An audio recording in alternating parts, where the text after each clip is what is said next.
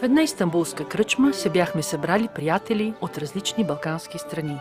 Грък, македонец, турчин, сърбин и аз българката. Там чух песента, за която искам да ви разкажа.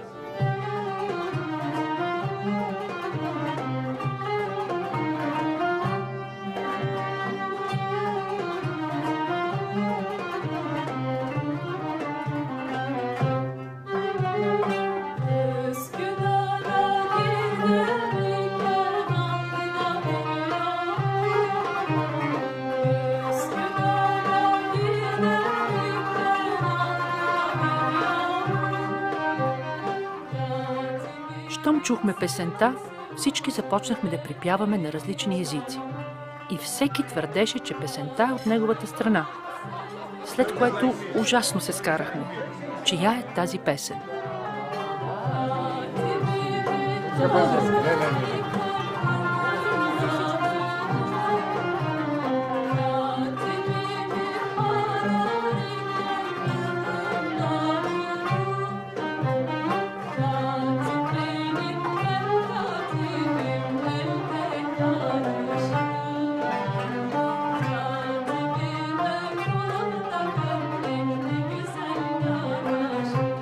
Случката от истанбулския ресторант не ми даваше мира.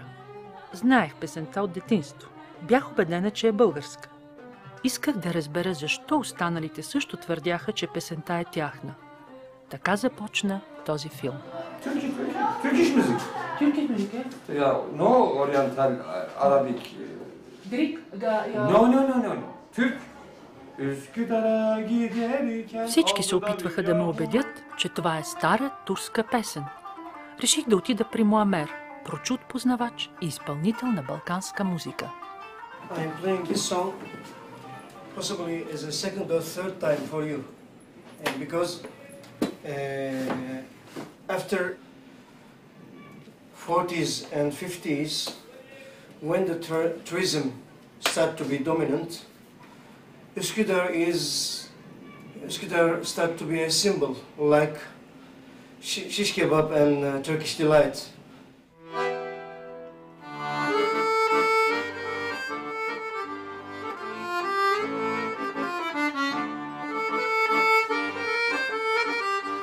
Помолих Муамер да ми разкаже историята на песента.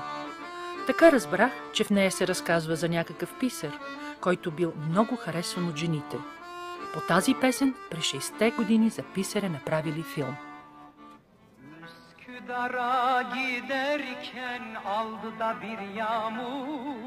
Свързах се с режисьора на филма и му отидох на гости. Katibim Türkiye'nin çok geçmiş yıllarında Cumhuriyet'ten önceki dönemde yaşamış, belki hayal, belki gerçek bir katip tiplemesi var beyinlerde. Şarkı da onu getiriyor zaten. Katip benim bildiğimce, yani filmi yönetirken çalışmaların döneminde aldığım, öğrendiğim çok yakışıklı. Katip kimdir dediğin zaman zarif, elinde şemsiyesi, bastonu, tırnakları bakımlı. Yani katip öyle hayal edilir. Kadınların simgesi, geçmiş devirlerde kadınların hayran olduğu. İşte sonra bunu filme alınırken de bunun İnci Sadık Şendil var, çok önemli bir senarist. Onunla beraber çalıştık, inceledik ve kim oynar bunu? Zeki Müren oynar. Певецът Зеки Мюрен, звездата на 60-те години. Участието му в главната роля е гарантирало успеха и на филма, и на песента. Aslında şu afiş bile bugün için Zeki Müren kadar önemli bir afiştir. Bu Kız Kulesi, bu İstanbul artık yok.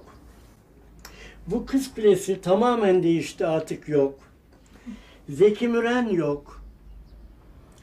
Sadık Şendil yok. Kameraman Manasi Filmeridis yok, yaşamıyor. Rejisör Ülke Arakan'ım, ben varım. Sezer Güvenirgil var. Gülistan Güzey yok. Bediye Muayit yok. Şaziye Moral yok. Cenker yaşıyor zannediyorum. Vahiy Öz yok. Mualla Sürer yok. Suna Pekuysal var. Suzan Avcı var. Nubar Terziyan yok. Müfit Kiper yok, Saadettin Erbil yok, Hayri Esen yok. Yani kısacası bir ben kaldım bu filmde. Bir de şu deniz kaldı, bir de şu mavi gökyüzü kaldı. Onun dışında her şey yok.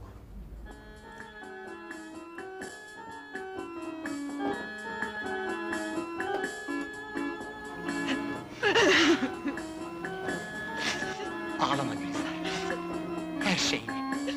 Her şeyini anlat bana. Üsküdar'a giderken aldı da bir yağmur.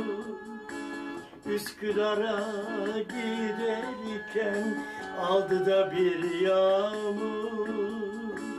Katibimin Sizi ağlar görmemek için verilecek bir canım varsa 1000 kere feda olsun size. Katibimin setresi uzun, eteği çamur. Katip benim, ben katibim, eline karışır. Katibim ben, kolalı da gömlek, ne güzel yaraşır. Ne güzel yaraşır, ne güzel yaraşır.